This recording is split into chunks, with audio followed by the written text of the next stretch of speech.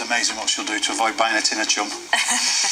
Now, they're calling them human moles. Collectors have been digging into a Victorian tip in Aston-under-Lyne in search of rare glass bottles. But people living nearby say their homes are being put at risk. Yeah, they say that some of the enthusiasts dug into the hillside, making the ground unstable.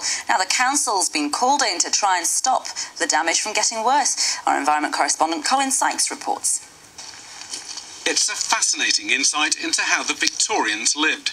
Hundreds of glass bottles, pottery, oyster shells and even shoes have been dug out of the earth at Timperley Clough.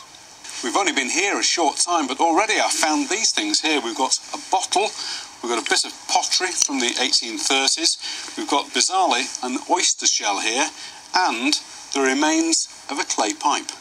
But the bottled gold rush has got beyond a joke for people who live above. It used to be a lovely wildlife haven. The Clough was a local beauty spot until the collectors moved in.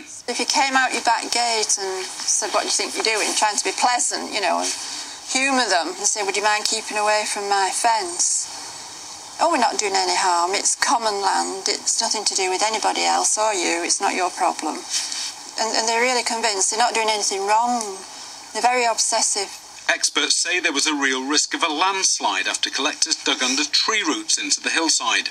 They're not fussy where they dig. This chap, they actually dug under his fence.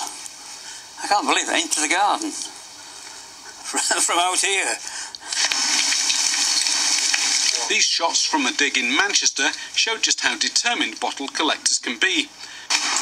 Bradford Inchcliffe, Agents, Manchester.